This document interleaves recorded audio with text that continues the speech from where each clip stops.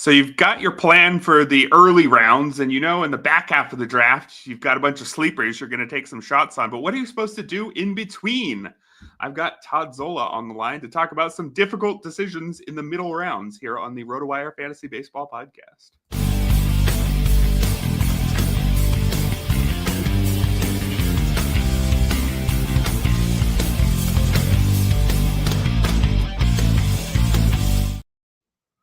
Welcome, everybody, to the RotoWire Fantasy Baseball Podcast. Erik Halterman here, and my guest, are you a guest or a co-host today? Todd Zola. We are working through some of the regular RotoWire voices in January here before we get the full schedule going in February once everybody is out of hibernation. But Todd, I don't think you're hibernating at all. You were just making a couple picks right before we started this show, weren't you? Yeah, I missed that song. I missed that song. Usually I'm about to talk two-star pitchers with Clay after hearing that song. Looking forward to hanging with you for an hour or whatever it might be. But I guess co-host, whatever. The pay's the same. Yeah. You were just telling me before the show you were making your, round 1 and 2 picks at a Draft Champions League? You're on the turn, was it? Who'd you end up with? Yeah, I decided to join one. I'd done a couple 12s. I thought it was time I did a 15. And I look up, I'm next to John Posma. Hall of Famer John Posma, and then after that is Bubba from Bubba and the Bloom. As we were joking about, every draft is loaded between. That's what the NFBC is now. Yeah, I picked 13. Especially in January, only a certain type of person seems to be drafted. In January and December. Yeah, and we all talk. I mean, there was a time I think there were 10 of us in the industry that played high stakes.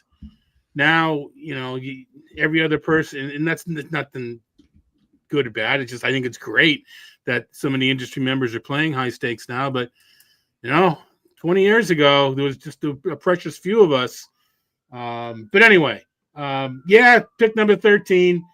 And I'm practicing a lot of what I'm preaching as far as not forcing balance, in that I took what I consider to be the two best players at each of my picks, and I'll worry about the rest later, in Vlad Guerrero and Yonder.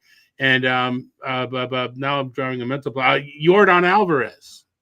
Nice. So you got all the power and some average and zero speed, and that's fine. Now, I've had okay success with this in a 12.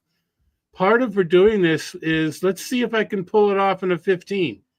Because there's, the inventory thins quicker, and number 13, you're caught at the end of beginning and the end of runs. So now, it's day 1 of a draft. I'm confident I'll balance it out. Let's see if I can do it.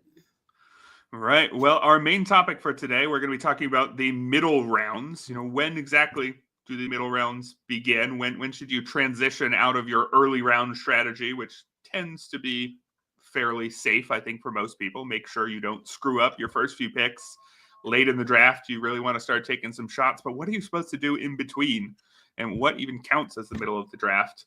I would guess that in drafts that started like the one you're in right now, you're going to have a very different middle of the draft than in drafts where you started, Elly De La Cruz, Trey Turner, something like that. We'll get into that soon. But first, we'll talk about some of the headlines from the past few days. We've got some in Atlanta. Jurickson Profar signing with the Braves. Presumably, he's an everyday outfielder all year on a pretty good lineup, so this is probably a boost to his fantasy value. Also in that Atlanta lineup, we have confirmation that Ronald Acuna Jr. is going to miss at least about a month. I guess once teams actually start reporting to camp, maybe we'll get a little bit more precision there, but it was sort of vague, somewhere between, a week to 2 months now.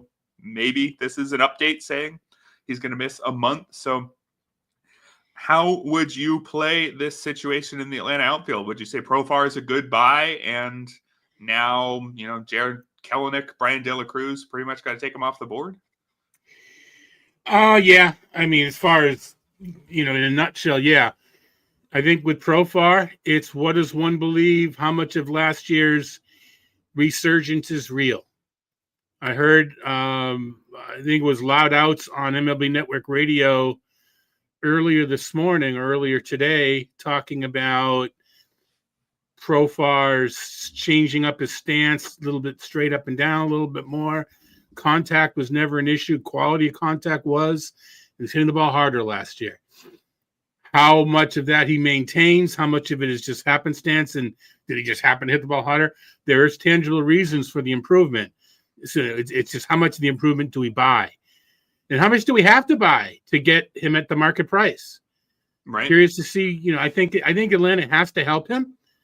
I don't know that we're going to count the same 600 plate appearances that he got with the Padres last year, 158 games. But although with Atlanta, they don't really give days off, so maybe he will. Maybe, but it's a little bit different scenario, a little older. You mentioned Kalanick, you mentioned De La Cruz. Until Acuna comes back, they're platooning. But, I don't know, 150 is a lot of games, So Olsen plays every day, Riley plays every day. They're special players. So I think Profar in a 15-team league, if he's my if he's my SP4, I'm in trouble. If he's my outfield 4, I'm okay. If it's outfield 3, I kind of had to force it. If he's outfield 5, I got a really strong outfield and deficient elsewhere.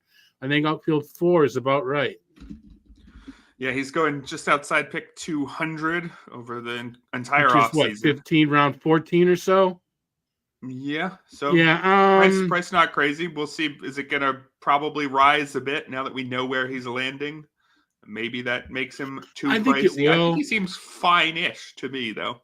Yeah, I think, to be honest, I think that's a good price without knowing where he was going to land.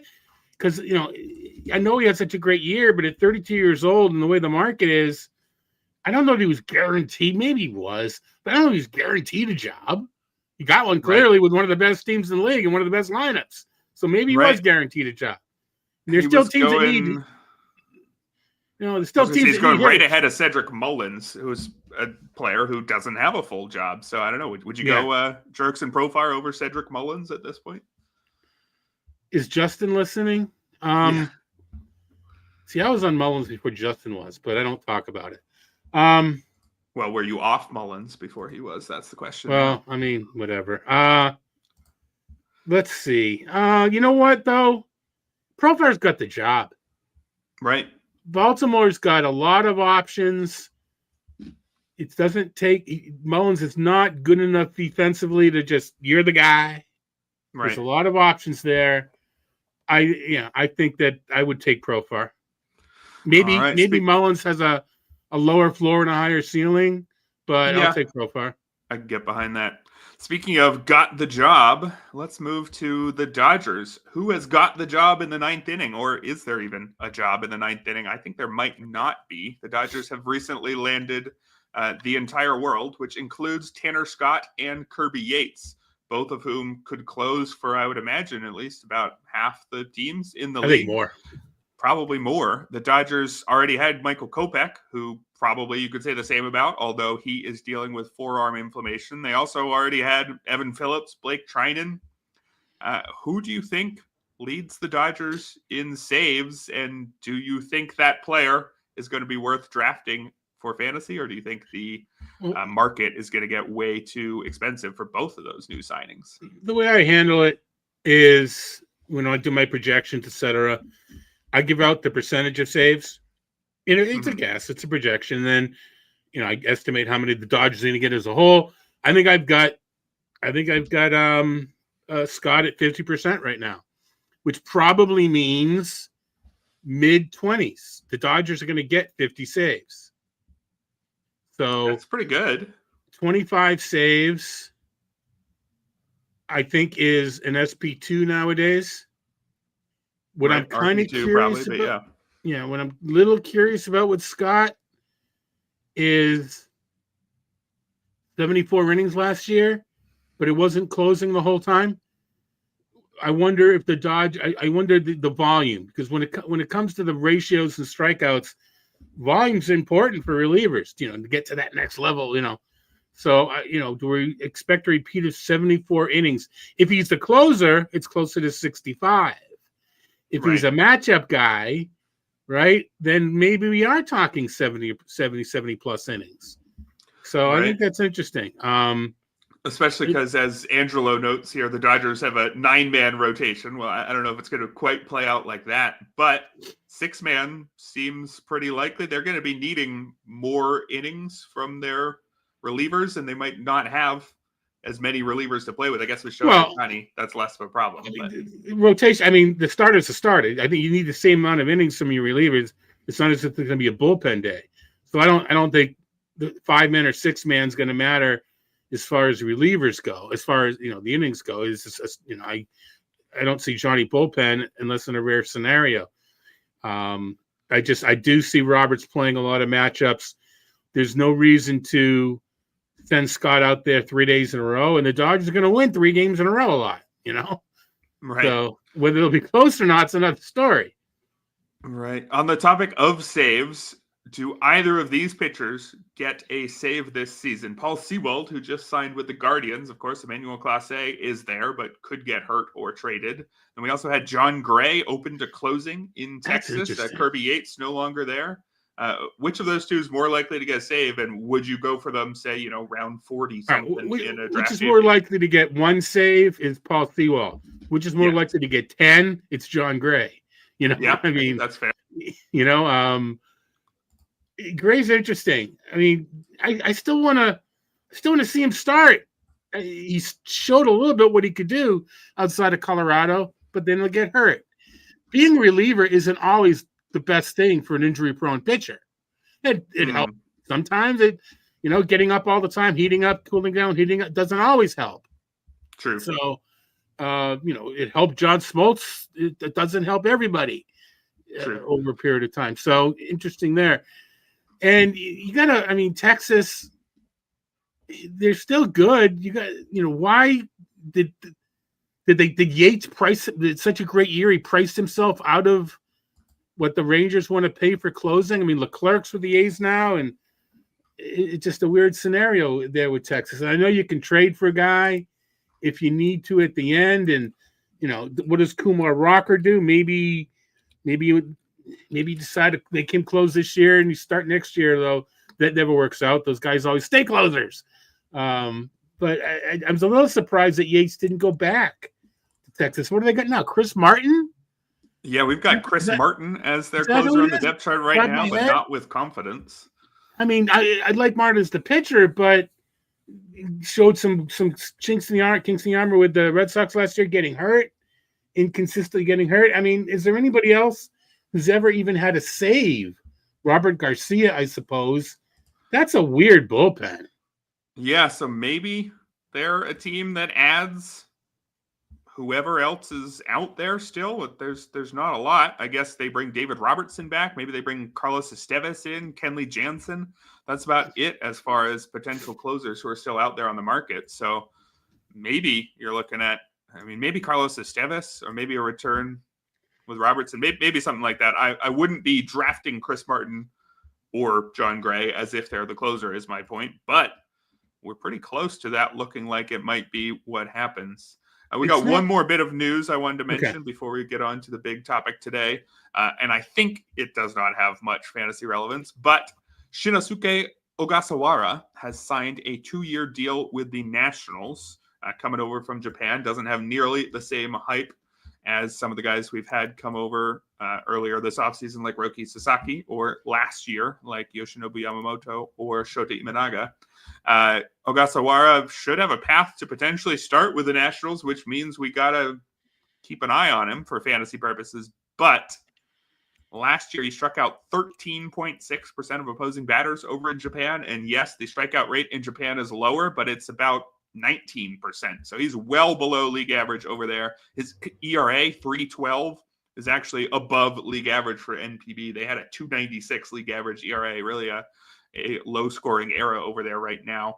If you look at Ogasawara's career ERA, 3.67, that's worse by about 30 points than guys like Shun Yamaguchi and Kohei Arihara, who did not make it in MLB. So I'm not seeing any reason to draft Ogasawara other than with a reserve pick in Tout Wars NL only or something like that. Do you think he deserves any more attention than that?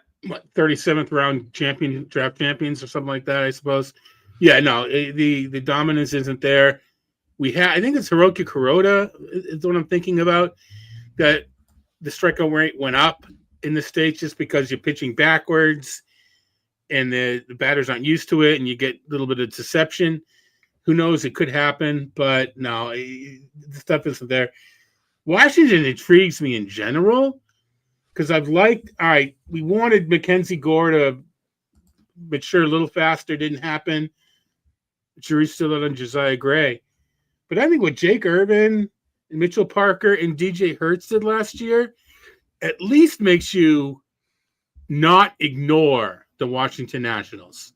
I mean, if that's faint praise, I don't know what, But even so, the three of those guys did enough that I want to. You got to feel they got, that's the buzzword now is a pitching laboratory. What teams have a pitching lab, biomechanics. To me, Washington's got something going on. And weird is Hertz and Parker kind of like opposite ends of the spectrum. One's dominant with a lot of walks. The other never walks a guy, but never misses a bat either. So they're kind of doing it on all ends. And so maybe Ogasawara, if you're looking for reasons for optimism, there's his age. It's his age 27 season. That's fairly young for a guy coming over from Japan. Still has his prime ahead of him. Also his control. He walked just 3.7% of opposing batters last year. So maybe that is the type of pitcher that a team with a pitching lab can get something out of. But, man, he's starting from such a low place that I'm not particularly interested, which is going to take us to our main topic of today's show, the middle rounds. What exactly are they? Wait, we don't have to break for a commercial? Oh, wait, that's a different show. I'll give us a commercial for RotoWire later, but we're going right into it. Yay! If that was a sort of a commercial for our Sirius XM radio show, you can check us out on MLB Network Radio at 4 Eastern on Saturday. There you go. There was our break for a commercial. But back to the main topic here, the middle rounds. What are they? What do you do about them? I think to set this up, last week I talked with Jenny Butler about the first 3 rounds and sort of setting your plan for the rest of the draft. We're going to skip over a few rounds here, really thinking more about rounds 8 to 12 or so. When we get into looking at specific players, we're going to look at that section. But my question for you, Todd, is how do you know when you're not in the early part of the draft anymore? If you have an early round strategy, for most people that involves some increased level of caution, right? You're not quite as likely to take a chance on that talented but injury prone guy in round 3 as you are in round 8 or 12 or 15 or whatever it is. But how do you know when you're done building your core and it's time to start changing your thought process and you're in the middle game? I like to be at a certain place by the end of round 10. And there's different ways to get there, and you don't have to get to the exact same spot each time. But by round 10, I like to have one of each infielder, let's say 3 starting pitchers, that's 7. And that then leaves me 3, outfielder, catcher, and if I'm feel really weak and was tied up to a chair and couldn't move otherwise, a closer. Right. So, but that's it's to me. I mean, 6, 7, 8. I mean, these are middle rounds, but I don't know that. I think different pathway to get there by round 10. But if I'm at that spot, 3 starters, 1 of each infield, a couple outfielders, I think that from 11 to 20, my motto, or not motto, but I like to say, choose, don't chase. I'm backing off that a little bit because I think you can chase. I think you can chase stats or categories, but I don't want to chase positions. And having that setup gets me there. So right when I think when I draft my 4th infielder and I have 3 pitchers, I think, okay, now it's, filling in the blanks, looking for categories, or not to mention at this point of the draft is when you start differentiating yourself, not only in I think this guy is better than you think he's worth, or you think he's better than I think he's worth. You need him more than I do, or I need him more than you do. So there's a bigger difference of opinion. So I never want to be constricted by the ADP anyway, but it's easier. You feel freer. If I'm at that spot, 3 starters, 1 of each infield, a couple outfielders, not to mention at this point of the draft is when you start differentiating yourself, not only in I think this guy is better than you think he's worth, or you think he's better than I think he's worth. You need him more than I do, or I need him more than you do. So there's a bigger difference of opinion. So I never want to be constricted by the ADP anyway, but it's easier. You feel freer in this part of the draft because I think a lot of people feel that way. So you just drafting who you want to draft, obviously within reason. You're not going to take Osagawa, we talk about because I want him and as my fourth starting pick, within reason. But I think that you're less when you make your decision, you're less thinking about, oh no, what the ADP, what's that. It's more about, is this the guy right for my team? Would you say, is there a discrete middle round strategy that you think of as, all right, I was doing early game stuff, now I'm in the mid game, and then at some point I'm going to flip to the late game and just take shots like crazy? Or is it more of a continuum where, all right, in this round I'm not willing to take Royce Lewis, but I'll take lesser risks, and then 5 rounds later I'll take Royce Lewis level risks? In general, it's a continuum, but as you just hinted, more likely to take a shot the later into the draft, just because the risk reward, etc. So there is that, but it's still an entire 1 to 23 or 1 to 30 or 1 to 50 plan. It doesn't change. The mindset of that doesn't change. Right. I may have thought, geez, I wanted 2 catchers by now. There's nothing there. I'm going to have to wait on catchers. I better make sure I get the better players before that. We're going to have weak catchers. But that's kind of on the fly. But I think you're right about, at least me anyway, with risk tolerance. My tolerance goes up as the draft goes on. Right, and as we'll see when we get into a position-by-position look, I think this is the draft. This is the part of the draft where some of the players who are the most extreme risks and the most extreme talents, like, say, Mike Trout, he falls in here because some people, this is the point at which they're willing to start taking the risks. And for those people who aren't there yet, well, they're just never going to end up with Mike Trout. So a wide mix of possible players in this range. I call it ADP chicken. This is the part of the draft too where, all right, if I'm playing a little chicken early with a guy, I miss out. But you know what? There's someone really good I get instead. This is the part of the draft where you kind of like players a little bit more than the market does. And then, all right, I like him as a 6th round player. The market's drafting him in the 10th. Do I take him in the 7th? Do I take him in the 8th? Do I take him in the 9th? You start to play a little bit of that game with yourself. And I think that's more of the other thing that goes along, again, once you're in the 15th, 16th, 18th round, you're not really playing ADP chicken anymore because they throw the ADP out the window at that point, right?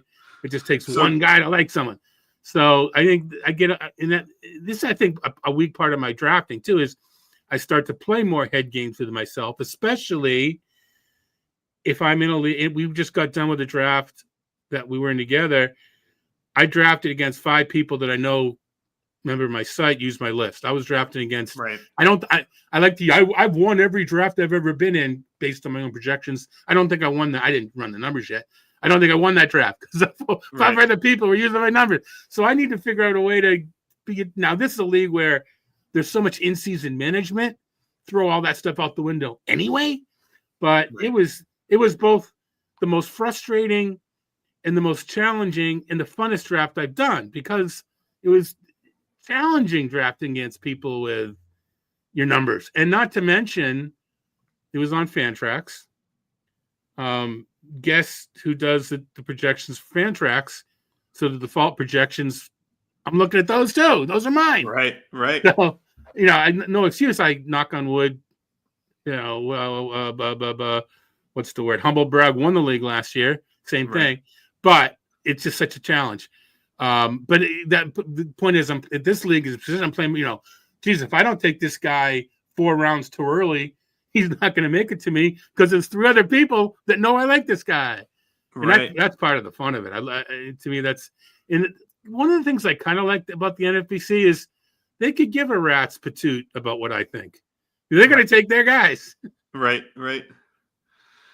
So would you say in these middle rounds, is this the part of the draft where you think most about your needs? I'd say in the early rounds, you don't know what your needs are yet. You've only made 2 or 3 picks. The early rounds determine what your needs are. And then the late rounds, if you're waiting until then to fill a need, well, the players you're getting in the late rounds, they might just be off your roster by the end of April. Is this in some ways your last chance to get a semi-sure thing? Or would you say, you know what, I am just going to double down. I built a team with a ton of power. Might as well keep it going.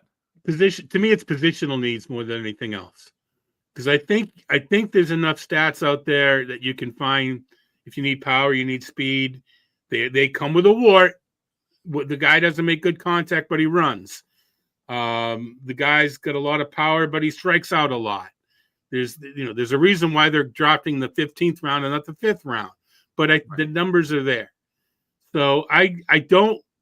On the other hand, I don't want to like have my first, third utility blocked and corner blocked, because if there's a guy I like later in the market, I want to be able to draft him. So I'm more worried about positional flexibility than I am about, I better, the old 75-75 rule after 3 rounds, than I am about having a certain number of home runs in steals or strikeouts and saves or whatever it might be after X rounds. I want position-wise that if the best player on the board plays this position, I want to have a spot for him. All right. And one final big picture question before we bring up the draft board and start looking position by position at what's actually out there. This part of the draft, rounds 8 to 12 or so, it's got a mix of falling veterans who were reliable for several years but are coming off a down year or are just getting old. It's got a mix between those guys and some young players who've shown enough to get drafted in the first half of the draft, but they're not stars yet, right? If they were stars, they'd be going in the first 5 rounds. Obviously, it varies player by player, but in general, do you think in this part of the draft, one of those categories seems to be a better bet? Is this the time to take a chance on young players, for example? All right, so get a little bit nerdy early in the cold January day. To win, if you convert your stats and you win a league, I don't draft whatever $260 auction budget, you normally accumulate $320 worth of stats. That's on the average. All right.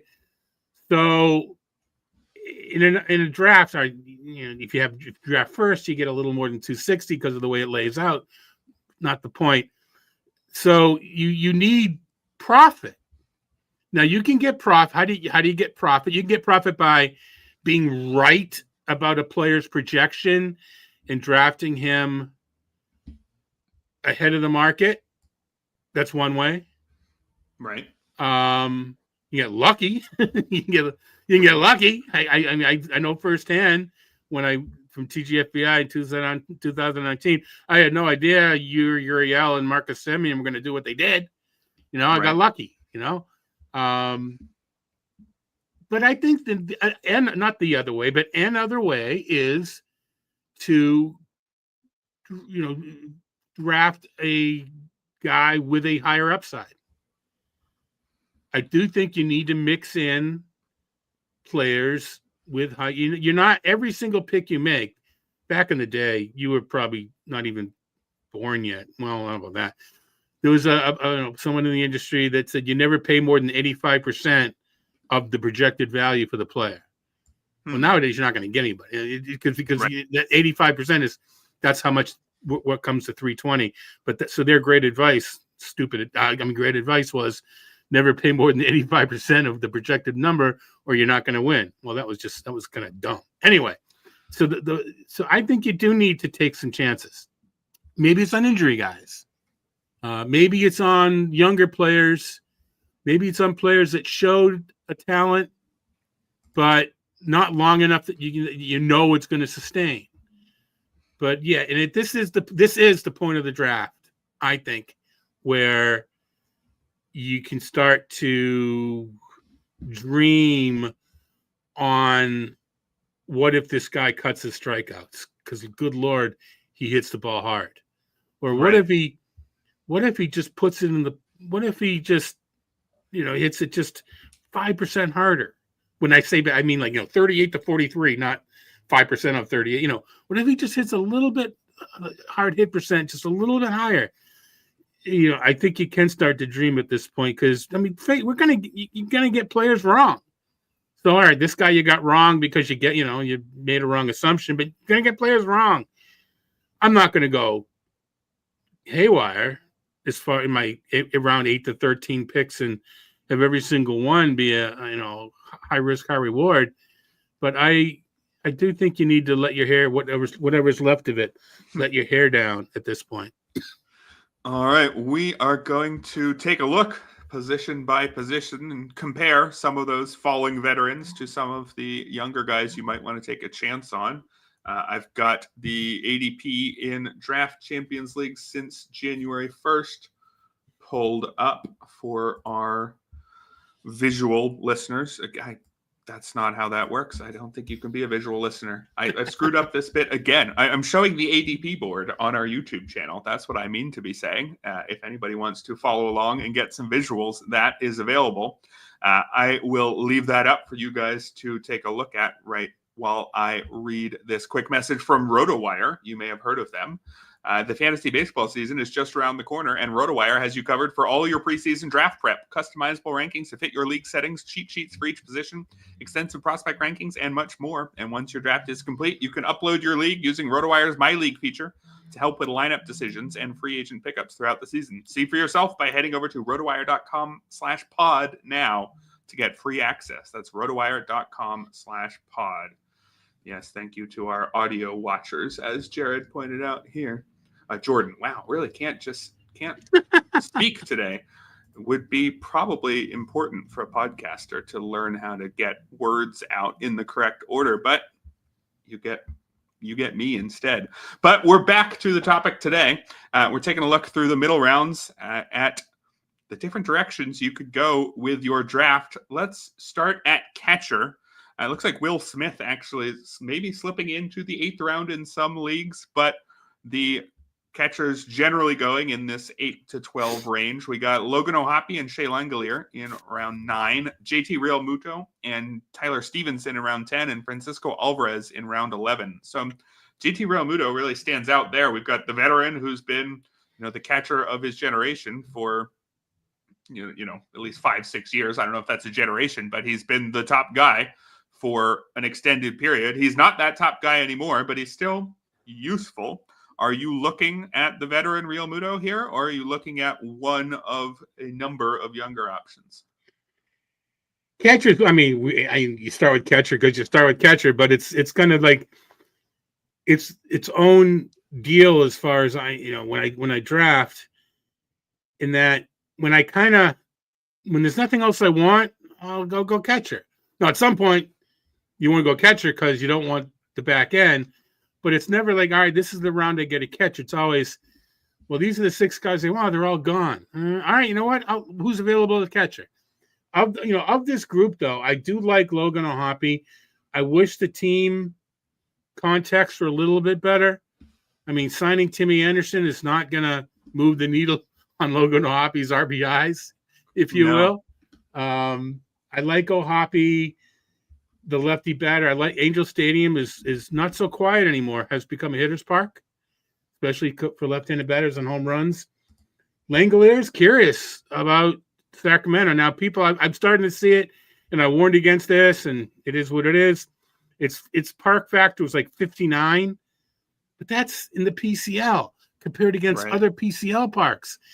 If you take the 10 best hitters parks in MLB and put a division together, number 10, whatever it might be, Atlanta, whatever it might be, is going to be a pitcher's park. Right. Because it's compared to the other 9. Right. So. And we're leaving Oakland, which was one of the most extreme parks as well. So even if Sacramento is a mild pitcher's park, it's still a boost to Langolier. Exactly. So I'm curious about Langolier's, but I don't know, not quite enough. Realmuto is so tough because he's just, the way, when there's guys that are terrible and you kind of avoid them because they stink. Realmuto's helped everybody that's played win a championship at some point. Right. He's a nice guy. Fun. I mean, you have good thoughts about JT Realmuto. I know you're a Phillies fan, so you have really good thoughts. But I mean, it's from our fantasy player, he's always been really nice. It's fun guy. So I think there's some of that. Alvarez. You know what? I know, is there a ton of difference between Langer, the 2 rounds? If I want a power hitting catcher, with the batting average hole, maybe I wait for Alvarez. So lots of viable enough options there. I just recently took Real Muto when Ohapi was still on the board. I don't know if I should have done that, but I have them ranked almost back to back. Some of the projection systems like Real Muto more. I think that they're basically going in a fine place. I think he's might be at risk of being penalized too much for his age and his downturn in some leagues. I think he's likely to fall. I think that's probably a general point we should make here. We talked about the falling veterans and the rising young players. In a given draft room, if one player is going to fall by over a round, it's probably going to be one of those veterans, right? That the whole room is bored on, not somebody like Ohapi, a young up-and-coming catcher who everybody has in mind. And so, I mean, I'm telling by the chat, etc. One catcher league and two catcher leagues are so different as far as strategy goes. I know we're talking middle rounds, but we've talked about it before. In a one catcher league, everybody waits. I'm taking William Contreras in a one catcher league because of the huge delta, and then I'll wait. If I don't get Contreras, I'll wait until number 10 or 12. But I just think if we would extend this to rounds 13, 14, and 15, I think that's when you find out my sweet Connor Wongs and Austin Wells. I think that's kind of where I'm landing as far as catching goes. They're talking a lot about Sal Perez in the chat. Man, I'm scared. I mean, I can talk about being heavy from a firsthand. I mean, I'm scared about Sal Perez this year. Coming off a career year as he did, it cannot get better. It only can get worse. And he's also the oldest catcher getting any meaningful playing time. Great player, such a great ambassador. But this is not the year I want to pay for Sal Perez. Yeah, fair enough. Let's move on to first base, where there's an interesting thing to note here. Some of the other positions are pretty spread out throughout this section. At first base, we've got 4 in round 8, 1 in round 9, and none until round 12. And we got all the younger options in those first couple. Cody Bellinger, Vinny Pasquantino, Spencer Steer, Jake Berger going in round 8. And then in round 9, we've got Tristan Casas. And no first baseman in round 10 or 11. You jump all the way down to Paul Goldschmidt. So let's say we're heading into this part of the draft, round 8, and you don't have an early first baseman. Do you think you're better off making sure you get one in round 8 or 9 because they dry up fast? Or do you think, you know what? I don't actually need one of these young guys. Paul Goldschmidt, totally fine. I can wait a few rounds. Little off topic, more curiosity. See, we can do this in the pod as opposed to radio. We don't have time. I assume Christian Walker's long gone by this point. Yes, I can scroll up. Well, not long gone. Looks like he's in the middle of round 7 along with Josh Taylor. Humble brag, gratuitous plug, put out a magazine. At the very top, it says, why you should target Christian Walker. Anyway. Nice. All right. So if I don't get Christian Walker, I'm surprised that Casas in the 9th round. I thought he was going. That's barely top 100 in a 15-team league. I thought he was going a little higher than that. I'm fine with. There's my betting on the upside pick in this range is Casas. He hasn't done it yet. Injuries last year didn't scare you too much, I guess. Well, that's the point. They do, which is why. Okay. But what he's shown when he's healthy, and he's so flaky. Who knows? I don't really. Goldschmidt, it's fine. I don't know that I want him. It's a good line. Spencer Steer, Jake Berger. Yeah, I would like to. If I don't get a Vlad or a Harper early, I don't mind. You know what? If I do, I don't mind getting one of these guys as my corner. I know I just said I want one of each infield, but once you're 8th or 9th, you can start to plan ahead, and you can, I can fill my corner here with a really good player. Maybe I got to wait for my third baseman a little longer than I wanted, but I still can find one a little bit. So I think in a couple of these, Berger is at third base anyway. Right. So, yeah, I don't mind at all Steer or Berger or Casas. Pasquantino, I know he's got his fans, as he should, but I'm still – to be the gap-to-gap guy with a decent average in Kauffman Stadium, I know he's shown flashes. I need to see it before I'm betting. Whereas Casas, I'm willing to go for it, maybe because I have seen him a lot more play. But I do need to see that I pass Quintino because you're still expecting a lot from your 8th or 9th round pick, right? You're not. Yeah. You don't want those guys to fail. Once you're talking 14th, if they fail, that's not why you lost. Right. But yeah, that's you the want your tricky 8th or thing we're 9th trying to pick get do into okay. today. Exactly. Yeah. Right. Pasquantino and Casas, they're both right on the borderline for me where ideally in this range, if you're taking a young guy, you want someone for whom, if they don't really take meaningful steps forward, it's about a wash, right? They're going more or less, where they should. But there's a chance, in their best 20% of outcomes, they outperform that. I think that's the case for Pasquantino. I think if he and Casas, I think it's the case for both of them. If they're more or less just the same guys they've been before and they stay on the field, I think you're okay drafting them in the 8th or 9th. And there's the chance for both of them that they produce several rounds more than that. Probably Casas higher ceiling because he has the power if he just gets up to a decent average. Whereas Pasquantino, probably not going to get up to big power. You're just hoping that he gets to, above average power rather than average-ish. But both of them, I think, to me, fit that criteria of they don't actually need to get better to be an okay pick. And if they do, you need to stay healthy to be an okay pick. That's all. Yes. Yeah, that is fair. Let's move over to second base, where there's only 5 options. They are pretty spread out. We've got Luis Garcia Jr. up in the 8th round. And then jump down to the 9-10 turn. We've got Bryce Terang. And jump again down to round 11, Xander Bogaerts and Luis Rengifo. Jump again to round 12. We got Bryson Stott. It looks like Andres Jimenez just outside of this range as well. So options spread throughout here. Luis Garcia kind of separated from the pack. Do you see Garcia as, a tier or a half tier above the rest of those guys? Yeah, for the 5 guys, Bogaerts being the exclusion, the exception.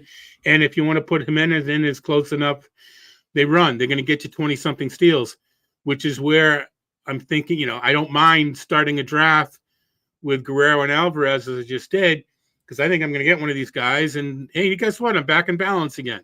So I do like it. Garcia, like what we saw. I like the fact you put the junior to help my lookups a little bit. There's just too many Garcias now. And I know I use the ID number 99% of the time, but it's that 1% of the time you can't. That makes it helpful. That's silly. But anyway, I agree. If we can continue to see the improvement like we saw from C.J. Abrams and, Washington's building a little something, I like it. Bryce Terang's going to run, whether he hits 2nd or 9th. I care about for a lot of batters. I don't know that I care about for Terang because he's going to run. And that's all I really care about. I'm not interested in Rengifo just because I think there's too much downside. There's some injury risk, and he plays too many positions that he maybe utility center. But Bryson Stott, whereas I think we talked about Alec Boehm in a different show. He's got the job. It's his. The Phillies have shown they will platoon, which surprises me, maybe disappoints me, that they'll platoon Stott. There's less confidence in Bryson Stott than there is. Maybe it's because Sosa was playing so well, they needed to find a spot for him. But I'm less sure of 145 games from Stott than I am from the other guys in this group. Yes, maybe that puts Stott below Jimenez as well. Maybe. I think Stott's Jimenez. likely to sit a little bit, but not a lot. But I think you're right. I think Jimenez is that type that relies on batted ball fortune. But a lot of these, so does Terang, so does Garcia. Right. A lot of these guys do. So you can be concerned about it, or you can say, well, if he gets even neutral luck, look at what he's going to do. Right. So I kind of second base also, it gives us an example of what we were talking about earlier. You know what you need probably by now, and if you do, you have options. If you are short on speed, like your Vlad Jordan team, you're probably looking at Terang or Stott or Jimenez. If you're long on speed, Xander Bogaerts at his price these days with second and shortstop eligibility. If you don't need speed, Do you like him as a very solid 4 category guy, or do you think he's going to continue to fall? No, I think he's at this point.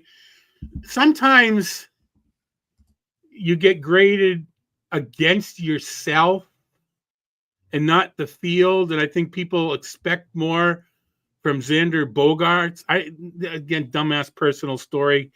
4th grade, whatever. I got like a lower grade than I felt I deserved on a paper, and I asked the teachers, like, well, it wasn't up to usual standards. But if someone else turned this in, they would get a higher grade than you got. Like, well, that's not fair. I should get that higher grade. Well, I'm comparing you, not to them. Well, Bogaerts, I think people expect him to be a better fantasy player. So in our minds, he's dropped a bit. Now that Nico Horner, we know he's going to be out. Do you think over time he's going to fall into this range? Yeah, it's interesting. I think that fits pretty well. He's somebody who give you speed and isn't going to get you much else, so should be more or less with Bryson Stott and Andres Gimenez. I had him ranked so high, like 4th overall, 5th overall, second baseman. And I every week I'd look and I wouldn't move it. Now that he's going to be out, it gives me a reason to take at bats away, which is an artificial way of lowering him. But at least a little more. I don't see him 4th anymore. He's down in 8th or 9th or whatever, which is a little more palatable. But he is somebody I had a little bit early, and I'm going to have to figure out a second baseman to cover, which isn't hard to do because there's a ton of them. But to me, Horner's in the same. I need to make up speed. All right, I need to do something. I don't know how long he's out, a month or whatever it might be. He's not starting the season, I don't think, anyway. Or maybe it's still a mystery. I'm not exactly sure. Status uncertain for opening day is our last note from about a week ago. But usually that means we'll have at least a short IL. Yeah, so I think he's kind of in this overall middle-tier second baseman. When you start with Vlad and Alvarez, that's how you catch up in speed. All right, so we move over to third base, where they're again pretty well spread out, and we've got a mix of both categories of guys here. Jake Berger, still on the upswing of his career in the 8th round. Same can be said for Royce Lewis. We hope that there's still more upswing to come and not more injuries. And then we've got a couple veterans, Matt Chapman in the 9th, Alex Bregman in the 10th.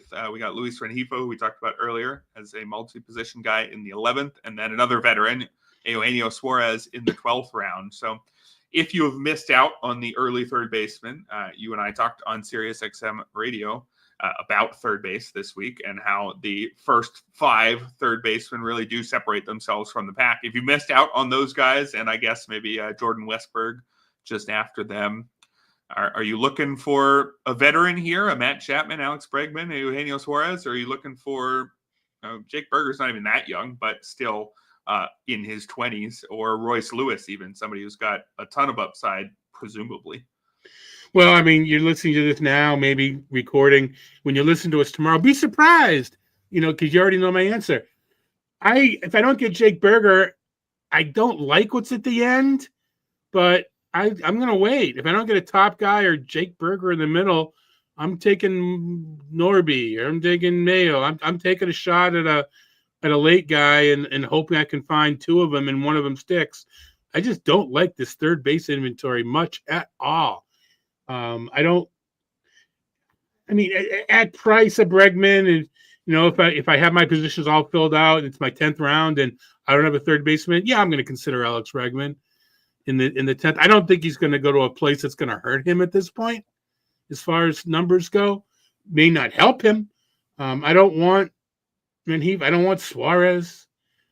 Chapman, I could live with, but I'm not loving it. I think there's guys I like more than Chapman in that range that I could pass on him and then get a third baseman later compatible with others else is available late at that point. So I'm trying to, thinking through so much history of the position, but why did third base end up like this? And to guys like Suarez, that, and maybe even Chapman, that never really came to the total player that we thought they would. Yeah, that's a good question. Not totally sure. I wonder if third base, is that a position where teams are platooning more? They are, more than they used to. Everyday guys, right? more than they used to, which is a little odd. Yeah. Well, it's a position without the strictest defensive requirements, so there's more players who you can shove in there. So it's just sort of a position in the middle of the defensive spectrum, right? So a lot of guys who are just kind of fine will find their way there. It's more reflex than it is athleticism, right? And not that Nolan Arenado's reflexes aren't off the charts, right? Right. But yeah, there's a little bit more, yeah. So not a lot of third basemen I like in this range either, because just kind of feel like they're all getting pushed up a little bit because they're third basemen. Should we move over to shortstop, where there are a ton of options? So if you have missed out on an early shortstop, you're probably going to be okay. You got somebody in every round. Well, not the 8th round. There's a bit of a gap. But in the 9th round, we got Ezekiel Tovar, Anthony Volpe. 10th round, Bo Bichette, who fits into the falling veteran category, even though he's still in his 20s. Xander Bogaerts in the 11th round, along with Xavier Edwards, Mason Wynn, and Jeremy Pena. And then in the 12th round, Dansby Swanson and Cedon Rafaela. So, wow, a ton of options here. If you like your veterans, you've got Bichette, Bogaerts, you've got Dansby Swanson as well. If you like youth and upside, ton of different options here. If you like guys who can really run a ton, you've got Xavier Edwards in here. So this is one of those spots where if you have a need, you can probably find a shortstop who fills it. Is that fair? Yeah, and there's some interesting upside here. Tovar, I don't want to speak. I don't want to misspeak, but I'm pretty sure Coors didn't help him as much as one would think it did. Interesting. Which is good, because I think the anomaly is that Coors didn't help him. So if he continues to do as well on the road and then add Coors to it, then things get better.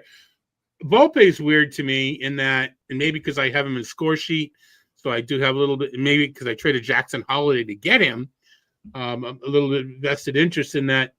Had that whole change of approach that wanted to make more contact, lift and launch a little bit less, with the hopes eventually he could learn how to lift and launch, kind of like what Bogaerts does. Hasn't quite gotten there yet, but I still think there's another step there with Volpe. That there wasn't many in the industry higher than me on Bush. I had like 5th or 6th a few years ago, so I'm coming from a really high place. I know he's not going to run anymore, but didn't he kind of go back to the old close my eyes and swing as hard as I can mode towards the end of last year, and it seemed to improve? Yeah, they just didn't have long enough of the improved version before he was getting hurt again. It's just really hard to trust Bo Bichette, but man, a 10th rounder on somebody who was a 1st or 2nd rounder not long ago. And even if he doesn't run, the other numbers were so solid that you kind of, I know I say this a lot, and it's kind of, I like to say that if I'm in one league, this is my advice. But let's be realistic. Most of us play in multiple leagues. I want Bo Bichette somewhere. Because if he pops, I want him. But if I'm trapped in one league and one league only, I don't care if it's money. If it's my only league, I don't know that I want him. I want to get your thoughts on Xavier Edwards, because he's an extreme profile here, and he is someone who can run and can hit for contact, and that's all he can do. Last year in 70 games stole 31 bases while hitting .328 with one single homer. Is this too early in the draft to take a guy who might hit one homer all year, or is this exactly the right time? Because like we said, by now you know whether you're doing well in power or if you need power. The thing about it is that you still, even if you put the ball in play a lot, which he clearly does, you're still at the whims of the batted ball. Not that, everybody is, of course. But so there's a little bit of nerves going on there, where if I'm looking at Edwards and I'm looking at Swanson and I'm looking at Pena, I'm going with the Pena and I'm going with Swanson.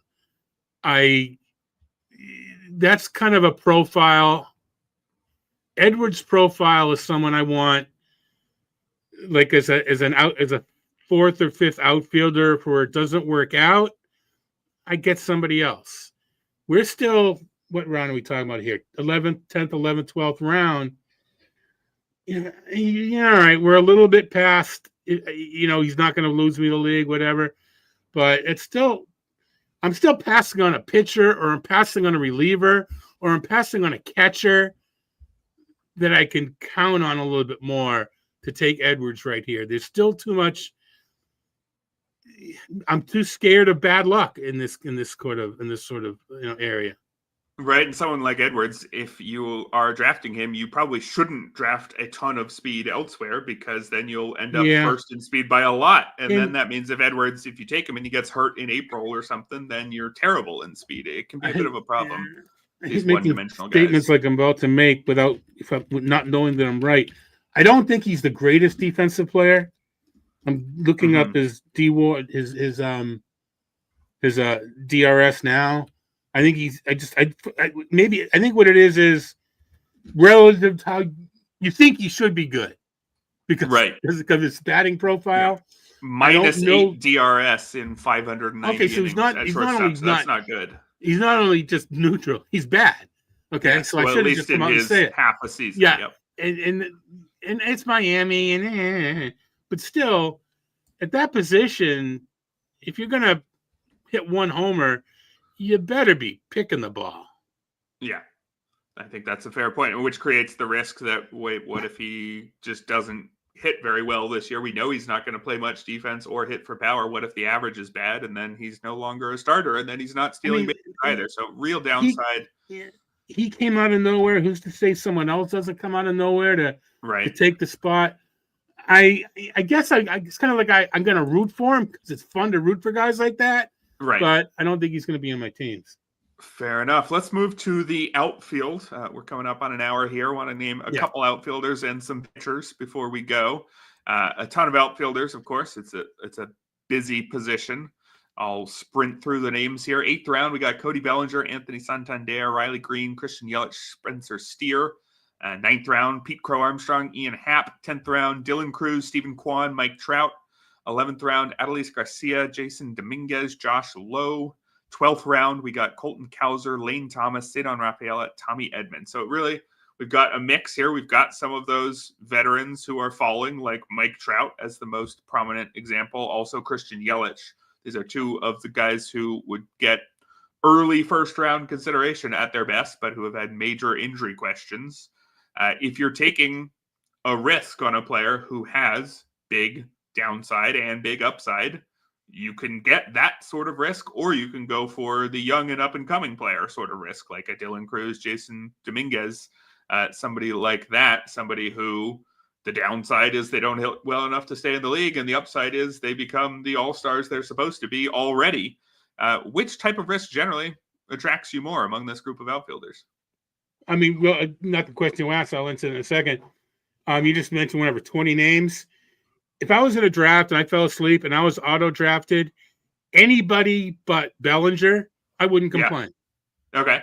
All these outfielders we like. Yeah, I mean, I wouldn't complain. But to answer the question, all right, I'm gonna. This first of all, I think Adolis Garcia is ranked a little bit too low. I don't mind going for the upside here, whether that be the Martian, whether that be Cowser, Rafaela, all these guys. I think a couple of them are speed guys, but I mean, Santander is mostly power. But I kind of like Josh Lowe. They've all got that speed upside, and maybe it's because I'm I know I'm going to have a lot of homers early. I'm going to need to make up my speed. This is where I'm going. All right, Ian Happ. You know what? Happ's more of the balance guy at this point. I might not be psyched about Pete Crow Armstrong, but I don't think I'm going to cry about it either. Yeah. I'm a little bit worried that he is Kevin Kiermaier, and you would never draft Kevin Kiermaier in the 9th round. I don't think he's kind defense and speed, but that's it. Yeah, somewhere he's kind of like the Edwards a little bit as far as what you're going to get out of him. But he's so good defensively. Is sort of the where the analogy breaks. Yelich, I like. I think Yelich is underdrafted. I think that I think you at least have to allow for the possibility that the surgery is going to help him. Right. His chronic back issues. And if it does, woo! Kwan takes a specific bill. I mean, you know what you're going to get. You just have to need it. Right. Similar to Xavier Edwards, just with less huge stolen base upside. Yeah, so it's in Rafaela. He's still, until I see him play 155 games, there's a possibility that he's a super utility. I think he's going to play 155 games, but there's still a possibility. You're asking about Jung-Ho Lee. Isn't he drafted a little bit later at this point? Lee. I think you can get Jung-Ho Lee a little bit later. There was also a question here about Lawrence Butler, who's actually been pushed up a few rounds, I think even into the 5th round. And I was going to ask you about him because this is the position, the first one where you've said all these guys. I like pretty much all of them. Does that mean that you're going to ignore guys like Lawrence Butler, who I legitimately do like, but, so does everybody else, and they're pushing him up a few rounds, him and, say, Brenton Doyle as well, 2 5-category outfielders who don't have long track records but have got the buzz.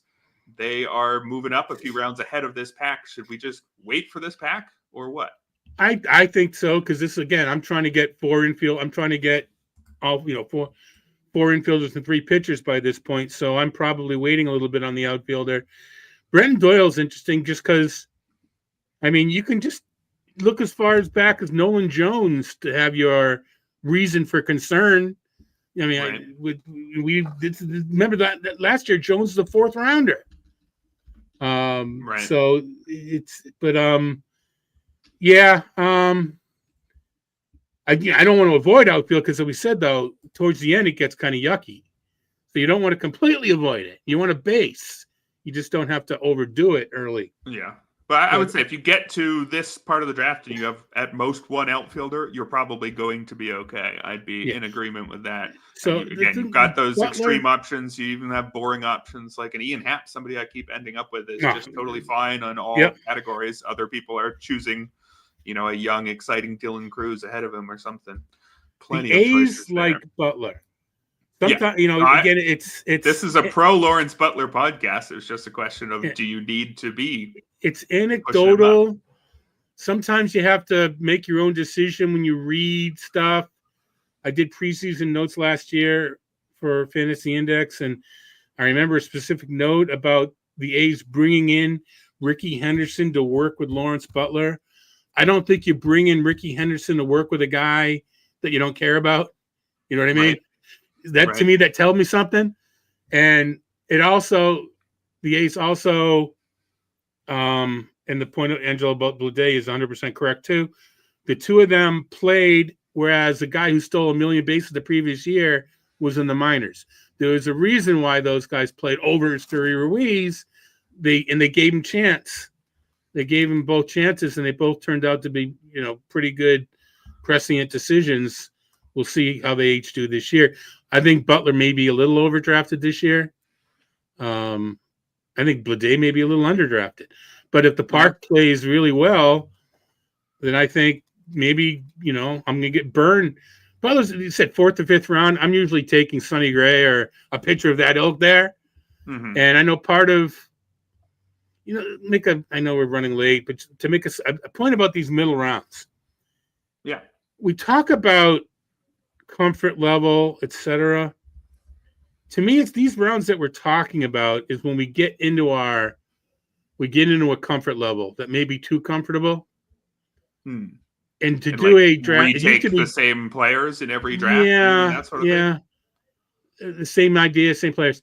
So when mocking used to be the thing, we used to say, take players that put you out of your comfort zone. Once you pass round 10 or 11, there's no such thing as a comfort zone. It is what it is, right?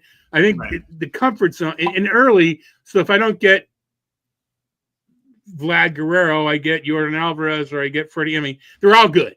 It's in the rounds here we're talking about where you kind of get the differentiation. So if you're doing mocks, if you're doing $50 DCs, whatever it might be, this is where I think in the first 3 picks, you do something a little different. Mm-hmm. That it's going to force you to look a little bit differently at the middle. Maybe not your strategy in general, but the players you're looking at. Like I drafted Tarek Skubal in a league. I never do that, but I drafted him in a league just because I want to see how do I think when I've got a pitcher as my first player. So it puts you in. It's so much. When you're not paying $50 a shot, it's so much easier in mocks.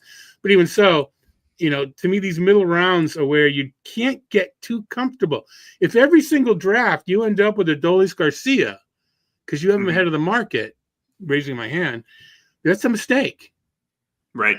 You might like him, but you can't. That's. I don't know. I think to me, and again, after round 10, 11, 12, throw them all in a hat and pick one out. I don't think there's, For me, I've been doing just that on the mound. The guy that I keep ending up with in every draft is Jack Flaherty, going in the 10th round, currently without a job. And judging by how often I drafted Blake Snell last year, probably will remain without a job until late March, and I'll be pretty unhappy. But let's talk real quickly about the mound before we wrap up today. Tons of options here, starting with, in the 8th round, Tyler Glasnow and Shane McClanahan, who I will lump in as a different sort of injury risk coming off of his second Tommy John surgery rather than Tyler Glasnow. I guess they count him as sort of not particularly in terrible shape right now, but we just kind of assume that he's going to be well short of a full workload. I mean, he says he's fully healed, but he's ended last year with elbow issues. So I don't know exactly what category to put him in. Certainly in the category of an extreme injury risk. Also in the 8th round, we have Justin Steele, who misses time most seasons, although it was with a fielding injury last year. I'll get to the rest of the names in a minute, but a very big injury risk, like say a Tyler Glasnow or a Shane McClanahan coming off of his second Tommy John surgery, or say Spencer Strider in the 10th round coming off of his second major elbow surgery. Or, we've even got Sandy Alcantara in the 11th coming off of Tommy John as well. Is this the right time to be taking a player in that category? More appealing to you than, say, taking a Jacob deGrom as your ace? Or do you think this is still too early and you should really be getting guys who you're going to stay on the field through at least 12 rounds, if not more? I mean, I've won one league for every million I've entered, so who am I to say? Where deGrom is going now is criminal. It's just so dumb. And I don't like to use words like that because I don't have the cachet to do it. But, to a man, if you're in a high stakes league, they say you don't need to take chances. Why is Jacob deGrom going in the 2nd round? It boggles my mind. But again, I don't have the cachet to make the point, and I just did. So whatever. You know what? As opposed to, if a batter gets hurt, there are so many ways to backfill pitching. I'm not nearly, if I know the guy, if I don't know anything, if I have strong feelings that when he's healthy, the pitcher is going to be really good. This is a Tyler Glasnow comment. I want him. I want Tyler Glasnow for 17 games, and I want, I'm going to say in the same team just because whatever. And I want, Evan Phillips backfilling as my 3rd reliever for the other half of the season, and I'll take that in the 8th round. Right. And it may not be Phillips. I'll be streaming pitchers, et cetera, et cetera, et cetera. So McClanahan, I don't know for sure that McClanahan's going to crush it when he's healthy. I don't know. I mean, I clearly don't know Glasnow is either, but he has shown when he's healthy, he's going to pitch well. I know it's a different injury. Justin Steele, I mean, he's not, if I'm in the draft, he's not making it to the 8th round. Yeah. I'm a Justin Steele fan as well. I wouldn't consider him particularly injury prone. As far as other pitchers here who aren't major injury risks, I mean, most of them in this range, this is when you're getting to the players who are quite talented, but who spent time on the shelf last year or most previous seasons. Say Brian Wu, Jared Jones, even some younger guys in the 10th round. Wouldn't say that they're reliable just yet. I mean, how many of these guys would you say are reliable? Zach Gallen probably in the 9th round. Probably there's a reason in the 10th. Ryan Pepio in the 11th. Brandon Pfaadt in the 12th, maybe. And that's like it. If they pitchers of this quality, if they were reliable, they'd be gone in the 6th. This is why they are in this round. Do you like these reliable and not elite guys? Like the Brandon Pfaadts of the world? Woo's so weird just because one day his arm's going to fall off and miss 3 weeks, and he pitches 3 days later, 7-inning shutout ball, and then out of nowhere he's hurt again. He's so weird, but he's so good. I'm more like Spencer Strider. He's probably the exception. as far as I'm not as concerned when he does come back. But you mentioned there's so many of these guys. It's almost as if you don't take a shot on one.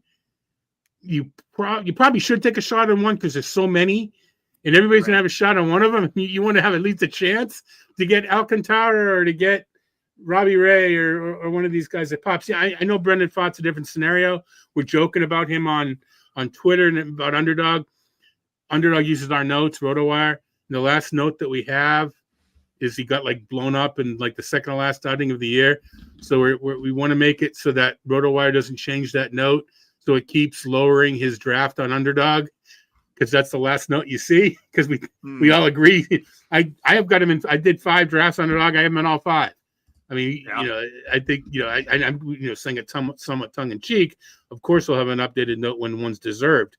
But the point being, it's his ADP is being unduly penalized by the last note that he got hit hard.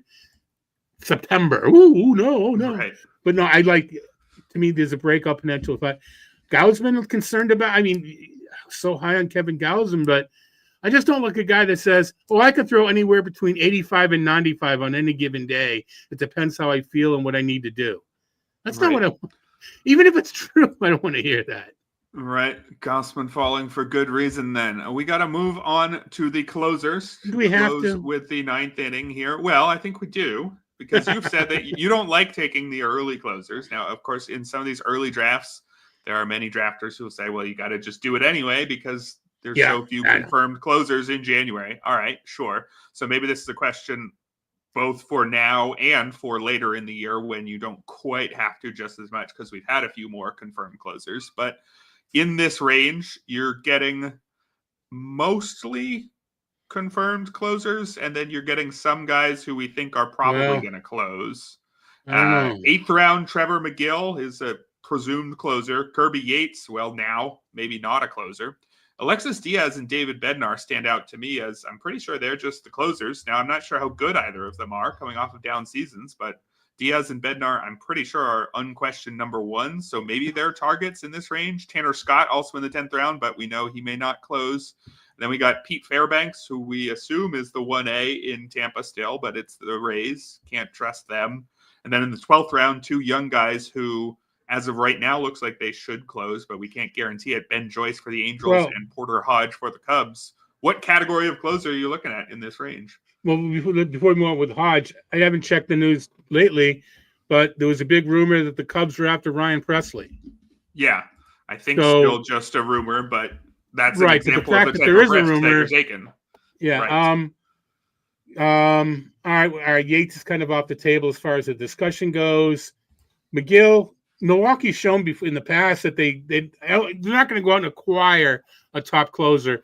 They develop guys to be a top closer, then they trade them. So I think McGill's fairly safe. Alexis Diaz, it's the walk rate, and if you think you can fix the walk rate and or not get burned by it, Bednar's interesting because he was so bad, but he was so good beforehand. I did a poll. Again, humble brag, the magazine I put out 4 people over under David Bednar 25 saves, and to a T, the 4 people that were polled said over. Yeah. 25 saves in the 10th round, sign me up. Great. Yeah, I'm looking at a Diaz-Bednar pairing and holding my nose and thinking, wait, I might have just gotten, as many saves as the people who took 2 early closes. We did a league together. There's another league that's just like that drafted in December. I think those are my pair. You mentioned Fairbanks is 1A. I think Fairbanks is 1. It's just, it gets hurt. There used to be 1A with Jason Adams. If you can, I'll take Fairbanks and I'll get the 18 saves. If you can get Edwin Giussetta as his backup, you're great. If you don't, so you got 18 saves or 20 saves, and you have to figure the rest out. I'll take the discount is what I'm saying on Pete Fairbanks. All right. Uncle Ted, real quick, you don't want anybody in Colorado. I don't care. Colorado, Coors Field is undefeated. More of a question for the late round episode, but I have not rostered. Oh, and by the way, hi, Uncle Ted. We miss you. Yeah, nice to see you. I have not started a closer in Colorado for several years because you're not going to play them at It's home. so 'cause it's tempting. Colorado. You're not going to play them on the road because they're not going to get wins. It's not worth having a Colorado closer on your roster unless you actually think you're going to put them in your lineup. So I don't think Colorado catchers and Colorado closers are so tempting. Different reasons. Yeah. I mean, and they never work out. Anyway. Yeah, I am not a fan there. Maybe we'll talk a little bit more Colorado closers later in this offseason. No, Move it's on my writer. from Check my writer. It's not happening. Yes. All right. Well, I'll find someone else to do a full episode on Colorado closers when we get to the late rounds. But this was a lot of fun. Thank you, Todd. Thank you, listeners and chatters, for hanging out. Hopefully, we helped you give some sort of direction in the middle rounds. It's a tricky part of the draft, but I think that means there's a lot of different viable paths to go. You can start taking risks here, or you can grab a bunch of totally solid players who are still available.